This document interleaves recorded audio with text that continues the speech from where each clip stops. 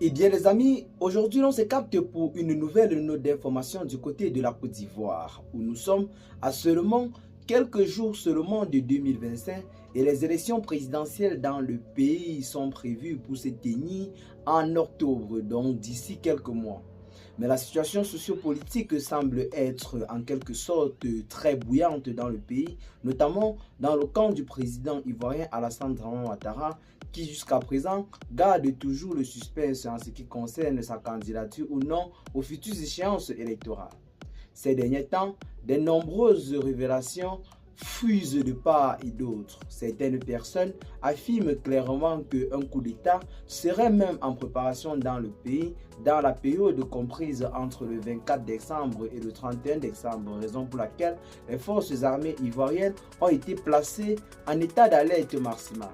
Ces révélations nous ont été transmises par Chrissy Api, qui n'est pas passé par quatre chemins, pour affirmer clairement qu'en ce moment, les nouvelles sont mauvaises pour Alassane Ouattara, qui serait en train de faire face à une résistance très farouche venant de la part de ses opposants politiques ainsi que de ses nouveaux voisins qui ont décidé de se détacher de l'ancienne coalition CEDEAO pour former une nouvelle coalition qu'ils ont appelée AES, Alliance des États du Sahel, constituée du Niger, du Burkina Faso et du Mali. Du côté de la Côte d'Ivoire, la situation semble être véritablement très critique.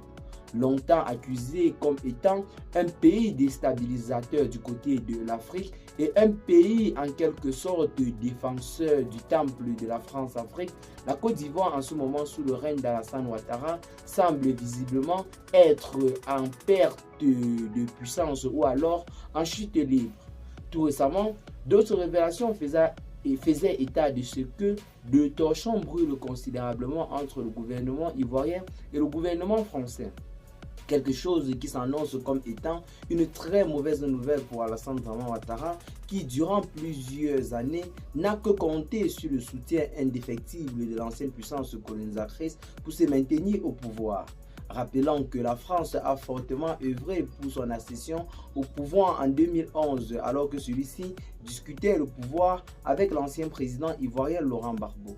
Aujourd'hui, selon les révélations que nous avons tout récemment reçues de Jeune Afrique, Alassane Ouattara serait en train de faire face à la justice française, notamment plusieurs hauts cadres de son entourage seraient en train de faire face à la justice française qui aurait ouvert une enquête en ce qui concerne le détournement des fonds publics ainsi que le blanchiment des capitaux.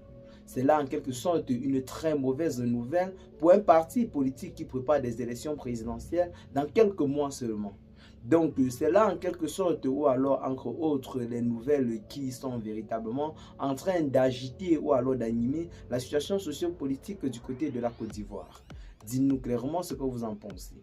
Partagez massivement la vidéo, vos amis, si vous l'avez notamment trouvé intéressante. Abonnez-vous à la chaîne si ce n'est pas encore fait et à très bientôt les gars pour de nouvelles notes d'informations. Ciao.